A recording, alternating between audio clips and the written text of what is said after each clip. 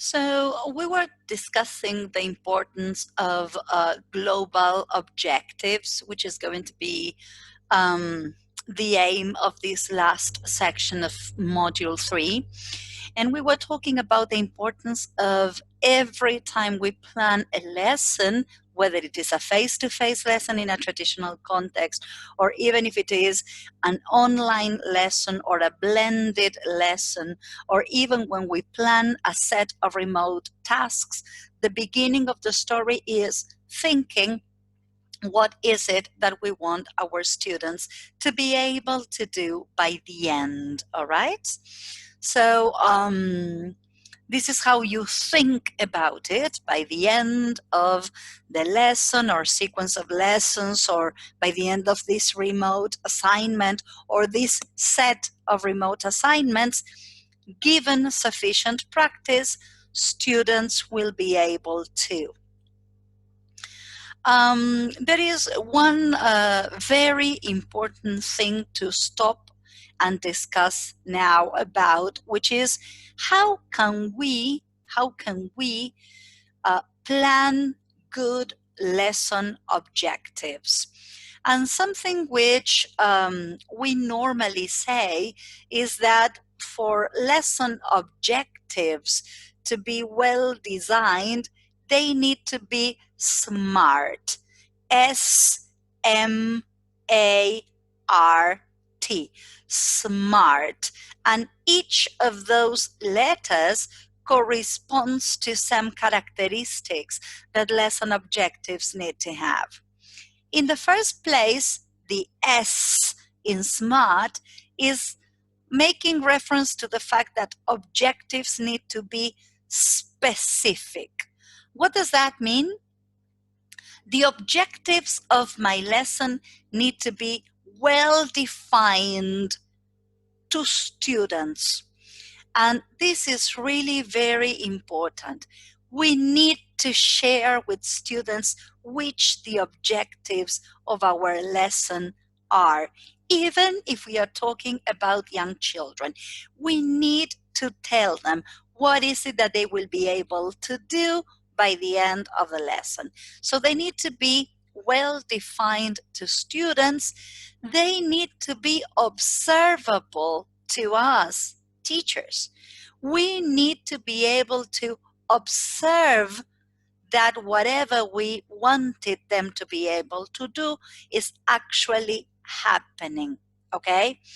And of course, when we say that objectives need to be specific, we are saying who we are talking about, what they will have to do, when they will have to do it, where they will have to do it, and why. If I answer myself all these questions, then I say that those objectives are specific.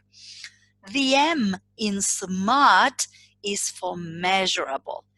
That means that whatever I want my students to be able to do by the end of that lesson, or by the end of that sequence of lessons, or by the end of that assignment, that means that I will be able to measure it. I will be able to say whether they can do it autonomously, or they can do it with some difficulty, or if they can't do it yet. And pay attention to the difference that the word yet makes. It's not that they can't do it and they never will. They cannot do it yet. All right? So this means that whatever I intend my students to be able to do by the end of the lesson, I need to be able to assess it. All right. And this is really very important, since assessment is something we will be covered in our 4th module. All right. So lesson objectives, they have to be specific.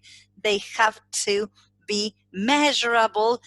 We need to be able to assess whether they have been reached or not. So we've got SMART. We have discussed the S, we have discussed the M. We are going to move now on to the A. They need to be achievable. What does that mean? It can never be mission impossible. Usually we teachers talk about challenges. Do you know what a challenge is by definition? Something that students are going to have a little bit of difficulty with, yet it's going to be achieved. Otherwise, it's mission impossible. So the question to ask ourselves now is, this that I want them to be able to do by the end of the lesson, are they academically ready for that? Am I considering the age of my students for this? Am I considering their language level for this? Am I considering, and I'll be anticipating another letter in SMART, which is the T for time. Is it achievable within the time I have for this lesson? So a lesson objective is specific, it's got to be measurable, it's got to be achievable, and I have anticipated the T, it has to be time-based. Students, will they be able to achieve this in the time they have? All right. So we are missing only one of the letters, which is letter R. The objectives of a lesson need to be relevant. And usually when I ask teachers, who do you think they need to be relevant for, they always tell me, oh, it has to be relevant for the students. Well, of course it has to be relevant for students, but this R in particular is talking about the fact that anything I want my students to be able to do by the end of that lesson needs to be relevant based on my syllabus and my subject. All right?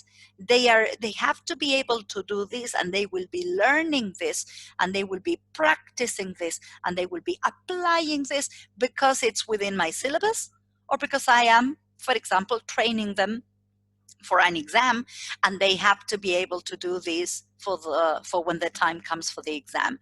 So lesson objectives need to be SMART: specific, measurable, achievable, relevant, and time-based. And it's really very important that you bear this in mind. So we've been emphasizing all throughout our different modules how important it is that you plan your lessons, your traditional face-to-face lessons, but that you also plan your lessons under these very weird and unusual circumstances. So I thought the time has come, or had come now, for us to pay attention to this, which very well summarizes what we have discussed so far. Plan your lesson. Give it a title if you want, which is somehow related to the context or the topic of your lesson. Find dates, okay? If it's going to be synchronous online teaching, when is it going to take place, and what time, okay? And how long is it going to be? If it is asynchronous, as this case is, when is the recorded video going to be available, and maybe for how long?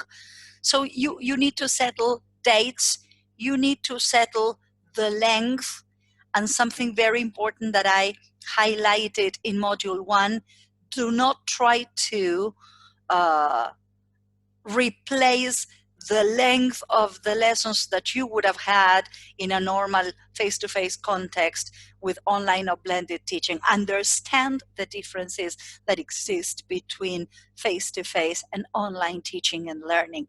So you need to think about the date, you need to think about the length, definitely you need to think who your students are, all right? And one of the challenges we mentioned in Module 1 has to do with the fact that this pandemic coincided with the beginning of classes. So we haven't had the chance to get to know our students, all right? So who are my students? Maybe I don't know them that well, but at least I know what age group I am teaching, okay? If you have the possibility, find out academically where they stopped last year and how you can move us from there. So get to know your students. Settle very clearly the aims of your lesson.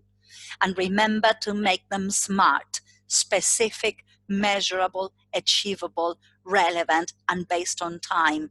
And once you have your clear objectives, that is to say, what you want them to be able to do by the end of the lesson, sets of lessons, assignments, etc., now you are ready to plan the lesson structure. And we've been talking a lot about lesson structure. Now you will plan what to teach, how to teach it, how to practice it, and of course, how to apply it. All right? So let me give you an example of all this I've been mentioning so far, and then we are going to move on to our last mini video for Module 3.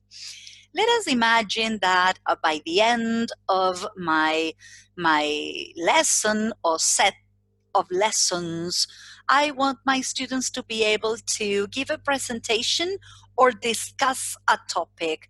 So in this case, the example is by the end of the lesson, I want my students to be able to discuss a topic called more than a pet, okay?